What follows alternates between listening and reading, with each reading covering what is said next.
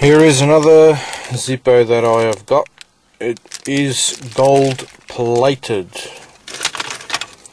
A lot of people get confused with the gold plated Zippo with the $6,000 Zippo. The $6,000 Zippo is 100% solid gold, and gold plated is brass body with an electroplated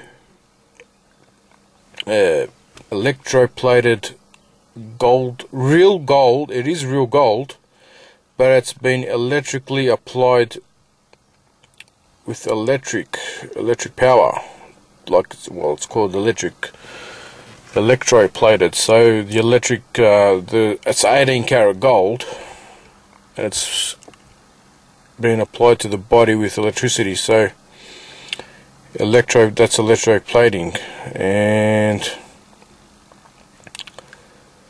this does not tarnish like your regular brass Zippos, because this has got the gold coating over it. So it was $26.95 from, it was I think it's called handtools.com. So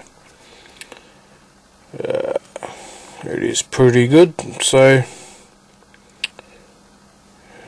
there you go.